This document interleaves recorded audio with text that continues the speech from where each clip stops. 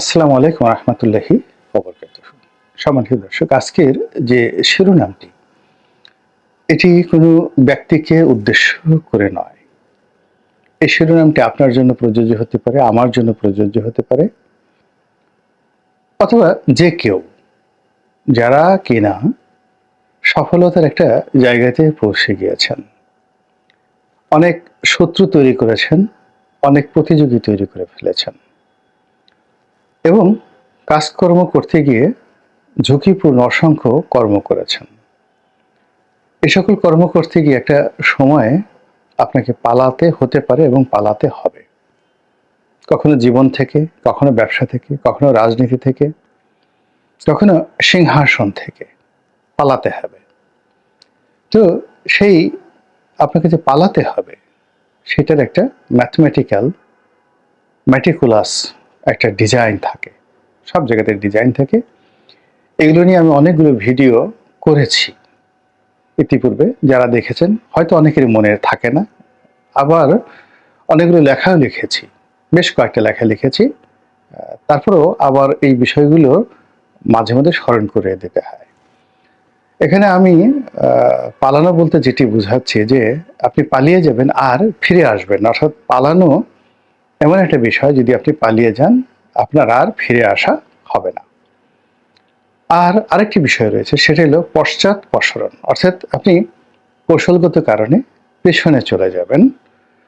পেছনে চলে যাওয়ার পরে আবার সময় নিয়ে ফিরে আসবেন, যেভাবে রবার্ট ব্রুসের কথা আমরা জানি, বা যুদ্ধক্ষেত্রে অনেক লোককে জানি যারা মুহূর্তের মধ্যে পরাজয়ের ভান করে, পরাজিত হয়ে তারা পিছনে চলে যায়, আবার শক্তি সঞ্চয় করে সামনে চলে আসে গেরিলা আক্রমণের মতো করে। এটাকে পালানো বলা হয় না। পালানো অর্থ ইংরেজিতে যদি বলি আমরা, ফ্লিড অ্যাওয়ে। যুদ্ধক্ষেত্র থেকে বহু বহু দূরে চলে যাওয়া পিছু টান দিয়ে, এবং আর পালানো জিনিস নদীর মতো হারিয়ে যায়, কখনো ফিরে আসে না। এখন সেটা কেমন পালানো, বা এই পালানোর জন্য প্রস্তুতিটা কেমন থাকে?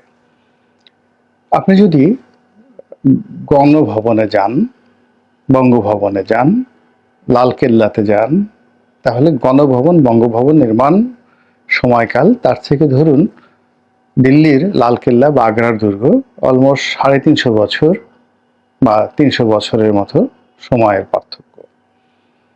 তো সেখান থেকে আপনি বাকিংহাম প্যালেসে যান, যেটির বয়স এখন ৮০০ বছর, 800 ইয়ার্স। তাহলে লালকেল্লার চাইতেও ৫০০ বছর আগে বাকিংহাম প্যালেস তৈরি হয়েছে। তারপর বাকিংহাম প্যালেস পেরিয়ে আপনি যদি তুরস্কের কয়েকটি প্রাসাদে যান, বড় বড় কয়েকটি প্রাসাদে যান, জার্মানির কয়েকটা ক্যাসেল রয়েছে, সেখানে যান। তারপরে যদি আপনি মিশরের বেশ কয়েকটি ক্যাসেল রয়েছে, এমনকি পিরামিড রয়েছে, সেখানে যান, আপনি সব জায়গাতে দেখতে পাবেন যে পালানোর জন্য সুন্দর সুন্দর সুড়ঙ্গ রয়েছে। আমাদের এই যে লালকেল্লার না থাকলেও লালবাগ দুর্গ আছে। তো লালবাগ দুর্গে গিয়ে দেখবেন যে সেখানেও পালানোর একটা সুড়ঙ্গ রয়েছে।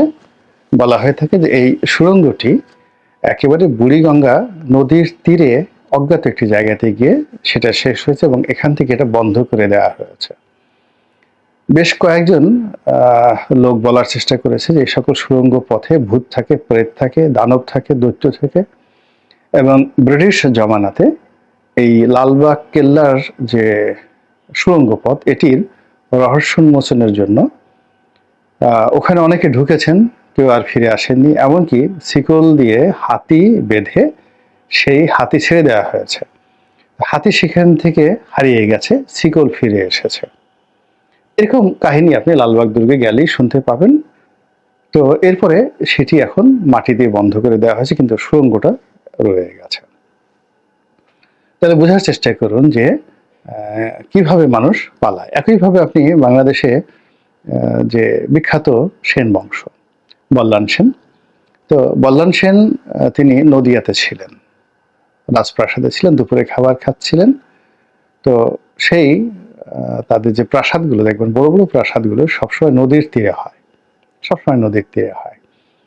তো ওই নদীর যে প্রাসাদ, রাজপ্রাসাদ, সেটাও ভাগীরথী নদীর সাথে মেলানো ছিল, এবং তিনি সেই দুপুরের খাবারের সময়টিতে যখন শুনলেন যে তার প্রাসাদ ইখতিয়ার উদ্দিন মোহাম্মদ বিন বখতিয়ার খলজি আক্রমণ করেছে, তিনি সেখান থেকে পালিয়ে সেই নদীতে উঠলেন। ভাগীরথী নদী হয়ে তিনি আমাদের এই যে ঢাকার যে মুন্সিগঞ্জ, সেই মুন্সিগঞ্জে চলে এলেন এবং বাকি জীবন তিনি এখানেই কাটিয়েছেন, বাংলায় কাটিয়েছেন এবং এখানে মৃত্যুবরণ করেছেন। তিনি আর কখনো নদিয়াতে বা তার যে মূল রাজধানী সেটাতে তিনি আর ফিরে যেতে পারেননি। এই হলো পালানোর ইতিহাস। তো কাজেই যারা ক্ষমতায় যায়, বিশেষ করে রাষ্ট্র ক্ষমতায় যায়, আমি অন্য জায়গাতে ভিডিওর পরিধি বেড়ে যাবে যদি ব্যবসা বাণিজ্য বা ব্যক্তিগত জীবন, প্রেম, ভালোবাসা এই জায়গাগুলোতে যদি পালানোর কথা বলতে যাই হয়তো কয়েক ঘন্টার সময় লাগবে। কাজেই আমরা রাজনীতিতে রাখি। রাজনীতিতে যারাই শীর্ষ পর্যায়ে উঠেছে একেবারে এখন পর্যন্ত, ইভেন আপনি যদি হোয়াইট হাউসেও যান সেখানেও দেখবেন যে বাংকার আছে, মানে মাটির নিচে ভূগর্ভস্থ ঘর আছে। দ্বিতীয় আপনি যেটা দেখবেন যে হোয়াইট হাউসের কাছাকাছি যে নদী আছে, সে নদী আছে, সেই নদীতে যাওয়ার মতো, সেই নদীতে যাওয়ার মতো আপনি ওয়াশিংটন ডিসিতে আপনি দেখছেন যে তাদের যে নদীগুলো রয়েছে ডিসিকে কেন্দ্র করে, এই হোয়াইট হাউসের সুড়ঙ্গ পথের সঙ্গে তারপরে শেষে ক্যাপিটাল হিলের সুড়ঙ্গ পথ, ক্যাপিটাল হিলের সঙ্গে কংগ্রেসের সুড়ঙ্গ পথের যাকে বলা হয় যোগাযোগ আছে এবং সেই সুড়ঙ্গ দিয়ে তারা অনায়াসে যাতে নদী পথে পালিয়ে যেতে পারে সেই সকল ব্যবস্থা তাদের আছে। তো এই যে পালানোর যে অবস্থা, এটা ধনী গরিব বড়লোক যারাই রাষ্ট্র ক্ষমতায় গিয়েছেন সবাই এই কাজটি করে ফেলেছেন। তো করার ফলে কি হলো যে এটি রাজনীতির একটা অবিচ্ছেদ্য অংশ হয়ে গেছে সেই আদিকাল থেকে এখন পর্যন্ত। তো যারা নতুন রাজনীতিতে আসেন তারা এই বিষয়টি প্রথমে বেখেয়াল থাকেন, কিন্তু যারা দীর্ঘমেয়াদে থাকেন তারা সবসময় এই বিষয়টি সবসময় হিসাব করেন, কোন সিঁড়ি ঘর দিয়ে পালাতে হবে, কখন কোন জায়গাতে দৌড়াতে হবে এবং কোথায় লুকিয়ে থাকতে হবে। এবং এই আমি যেটা জানলাম যে এই জুলাই আগস্ট বিপ্লবের সময় আমাদের পার্লামেন্টের মধ্যে, সংসদ ভবনের মধ্যে একটি যেখানে সুড়ঙ্গ পথ রয়েছে, তো সুড়ঙ্গ পথ মানে বাংকার রয়েছে, সুড়ঙ্গ পথ আছে, বাংকার আছে, আমি শুধু বাংকারের কথা বলছি, বেশ বড়সড় বাংকার।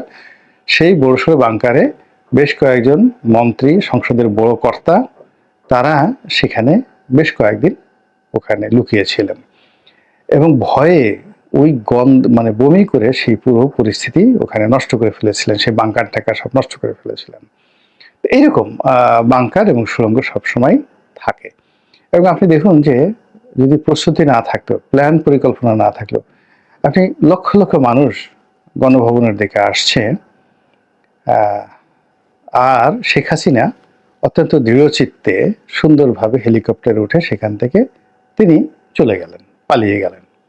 তো তার যদি মহড়া না থাকতো, ট্রেনিং না থাকতো, যখন মানুষের বিপদ আসে তখন মানুষের হাত পা কাঁপতে থাকে, গলা শুকিয়ে যায়, এবং তিনি যদি এই যে পালানোর যে মহড়া এটি না করতেন বা না দিতেন, তার যদি মানসিক প্রস্তুতি না থাকতো তাহলে সেদিন তাকে হেলিকপ্টারে উঠানোই যেত না, তিনি উঠতে পারতেন না, এর আগেই তিনি সেন্সলেস হয়ে সেখানে পড়ে যেতেন। তো যার জন্য হয় কি যে যারা ক্ষমতায় আসে একটা নির্দিষ্ট সময় পর তাদেরকে পালাতে হয়, আর পালাতে না হলেও পালানোর জন্য বিকল্প ব্যবস্থা করতে হয়। তো কাজেই যারা ক্ষমতায় সারা দুনিয়াতেই রয়েছেন তাদের সবাইকে এই পালানোর যে জায়গাগুলো রয়েছে রাষ্ট্র কর্তৃক আছে, আপনার কোনো কিছু চিন্তা করতে হবে না, এগুলো সবই ডিজাইন করা আছে, ম্যাটিকুলাসলি ডিজাইন করা আছে।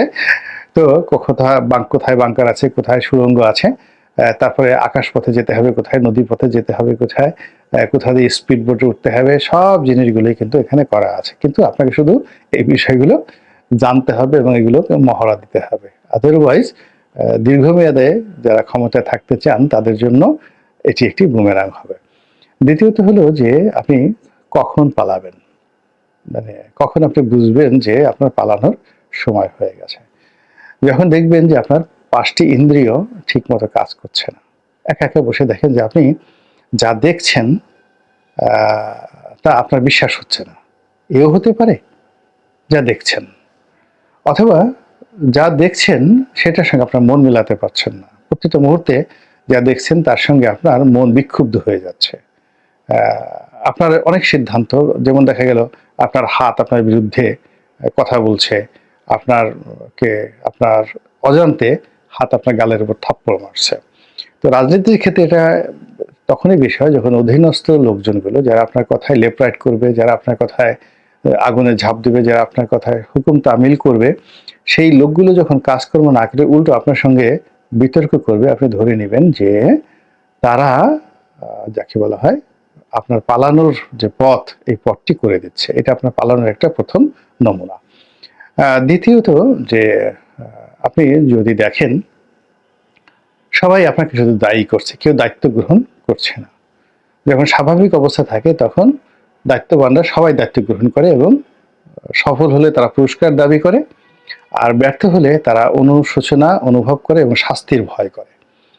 তো এই জিনিসটি হলো স্বাভাবিক, কিন্তু অস্বাভাবিক হলো যখন দেখবেন যে সবাই শুধু আপনাকেই দায়ী করছে, একজনকে দায়ী করছে, যিনি সুপ্রিম কমান্ডার, তাকে দায়ী করছে, বাকি সবাই দায়িত্ব এড়ানোর চেষ্টা করছে। আপনি ধরে নেবেন যে আপনার পালানোর সময় হয়ে গিয়েছে। এরপরে দেখবেন যে আধ্যাত্মিকতার দিক থেকে যখন দেখবেন যে আপনার কারণে অকারণে মন খারাপ হয়ে যায়, আপনি ভালো খাবার খাচ্ছেন, আপনার প্রেমিকা আছে, আপনার বাইজি মহল আছে, আপনার টাকা পয়সার কোনো সমস্যা নেই, কিন্তু ক্ষণে ক্ষণে আপনার মন খারাপ হয়ে যাচ্ছে। আপনি ধরে নেবেন যে দেশের এমন কোনো জায়গাতে হচ্ছে আপনার কুশাসনের কারণে, আপনার মিসম্যানেজমেন্টের কারণে অনেকের জীবন নরকে পরিণত হয়েছে। সেই নরকের যে রক্ত, সেই নরকের পোড়া রক্ত, সেই নরকের পোড়া মাংস, এইগুলো অভিশাপ হয়ে এসে আপনার সুখের প্রাসাদে তারা দীর্ঘ শ্বাস ফেলছে। এবং এইগুলোর কারণে কি হচ্ছে, আপনি হয়তো খুব ফুর্তিতে আছেন, আনন্দে আছেন, কিন্তু ক্ষণে ক্ষণে আপনার মধ্যে উদাসীনতা তৈরি হচ্ছে। সেই রবীন্দ্রনাথের মতো হাল ছেড়ে আজ বসে আছি আমি, মন নাহি মোর কিছুতেই, মন নাহি মোর কিছুতেই। তো এই যে এইরকম একটা পরিবেশ হবে যে আপনি সবকিছুতেই অনেকটা হাল ছাড়া ভাব চলে আসবে। চলুক, আপনি এইরকম একটা পরিস্থিতিতে পড়ার সঙ্গে সঙ্গেই এখন আপনাকে ধরে নিতে হবে যে আপনাকে পালাতে হবে। এরকম আমি অনেকগুলো ঘটনা বলতে পারি, যেগুলো বললে হয়তো ভিডিওর পরিধি লম্বা হবে, না বলে আমি শুধুমাত্র জাস্ট একটা ইন্ডিকেশন দিলাম। এরকম অন্তত পক্ষে 10টি উপকরণ একটার সঙ্গে আরেকটা মিলবে না, তখন আপনি বুঝবেন যে আপনার পালানোটা আপনার জন্য অপরিহার্য হয়ে পড়েছে। এখন সর্বশেষ যে বিষয়টি, আপনি কোথায় পালাবেন, হোয়ার ইজ দ্য প্লেস, এই জায়গাটাতে মোরালে সবাই কিন্তু ভুল করে। শেখ হাসিনা এই ভুলটা করেনি, শেখ হাসিনা এই ভুলটি করেননি। অন্য যারা বিভিন্ন সময় ক্ষমতায় এসেছে তারা এই পালানোর, যেমন বঙ্গবন্ধু পালানোর কথা চিন্তা করেননি, তারপরে কোথায় পালাবেন সেই চিন্তা তার ছিল না, তিনি এই ধরনের চিন্তাই করতেন না, ফলে তাকে কিন্তু জীবন দিয়ে তারপর এই দায় শোধ করতে হয়েছে এই ধরনের চিন্তা। শহীদ প্রেসিডেন্ট জিয়াউর রহমানের একই অবস্থা ছিল, তিনি পালানোর কথা চিন্তাও করেননি, চিন্তা না করার কারণে তার এই সমস্যাগুলো হয়েছিল। বেগম জিয়া, তারপরে তারেক রহমান সাহেব যখন 2001 থেকে 2006, তারাও কিন্তু পালানোর চিন্তা করেননি। ফলে চিন্তা না করার কারণে কি হলো, সরকার যখন পতন হলো, গপাগপ সবাই ধরা পড়ে গেল, একটার পর একটা ধরা পড়ে গেল। কিন্তু সেই তুলনায় দেখেন আওয়ামী লীগ কত সুন্দর, তারা পালানোর যেভাবে চিন্তা করেছে, তারা পালাবো না সেই কথা দৃঢ়তার সাথে বলেছে, আবার টুস করে কোন ফাঁকে যে ফুস করে পালিয়ে গেছে আমরা কিন্তু টের পাইনি। তো কাজেই ডেস্টিনেশন, মানে আপনার কর্মের যেমন একটা ডেস্টিনেশন থাকবে, পশ্চাৎপসরণের একটা ডেস্টিনেশন থাকবে, তার সঙ্গে সঙ্গে পালানোর জন্য আপনার একটা ডেস্টিনেশন থাকবে। আপনি যদি দেখেন যে আপনি সুন্দরবনে পালাতে পারছেন না, আপনি বান্দরবনে পালাতে পারছেন না, ভারতে পালাতে পারছেন না, পাকিস্তান আপনাকে আশ্রয় দেবে না, আমেরিকা, বিশ্বের ইউরোপের কোনো দেশ আপনাকে আশ্রয় দেবে না, তাহলে বুঝতে হবে যে আপনার পালানোর যেহেতু জায়গা নেই, আপনাকে এই দেশেই থাকতে হবে। ফলে এই দেশে যদি থাকেন তাহলে কোনো সুড়ঙ্গ আপনার জন্য কাজে আসবে না, কোনো বাংকার আপনার জন্য কাজে আসবে না। আপনাকে আপনার সুকর্ম দিয়ে, ভালো কর্ম দিয়ে পালানোর যে উপসর্গগুলো আছে সেই উপসর্গগুলো আপনাকে বন্ধ করতে হবে। আল্লাহ আমাদের সবাইকে হেদায়েত দান করুন এবং হেফাজত করুন। আসসালামু আলাইকুম ওয়া রাহমাতুল্লাহি ওয়া বারাকাতুহু। আসসালামু আলাইকুম। দর্শক, কথা বললেন গোলাম মাওলা রনি, সাবেক সংসদ সদস্য, লেখক এবং জার্নালিস্ট। খুবই গুরুত্বপূর্ণ আলোচনা করলেন। দর্শক, বর্তমান বাংলাদেশের পরিস্থিতি নিয়ে আলোচনা করলেন, সেই সাথে উপদেষ্টাদের বা সমন্বয়ক যারা রয়েছে, ছাত্র সমন্বয়ক, তাদের গঠিত দল আসলে কেমন হতে যাচ্ছে, তারা আদৌ দল গঠন করতে পারবেন কিনা, করলেও কবে গঠন করবে। ইতিমধ্যেই পদত্যাগ করতে যাচ্ছেন আসিফ নাহিদ এবং তারা নতুন দলে যোগ হবেন। যদি তারা দল গঠন করে তাহলে অবশ্যই তাদের পদত্যাগ আগে করতে হবে, নিশ্চিত করতে হবে, এরকম কথাই বিএনপি বলেছে, অন্যান্য দলগুলোও বলেছে। যার কারণে তারা অবশ্যই দল গঠন করবে। এখন কবে করবে, কী কারণে, সে বিষয়ে নিয়ে এখনও মুখ খোলেননি তারা। হয়তো খুব শীঘ্রই তাদের দলের যে গঠন সেই গঠন চলে আসবে। প্রিয়দর্শক, এই বিষয়গুলো নিয়ে আলোচনা করুন গোলাম মাওলা রনি, সাবেক সংসদ সদস্য, লেখক এবং জার্নালিস্ট। আপনাদের কাছে কেমন লেগেছে অবশ্যই কমেন্টে জানাবেন। সবাই ভালো থাকবেন, সুস্থ থাকবেন। ভিডিওটি শেষ করছি। আসসালামু আলাইকুম।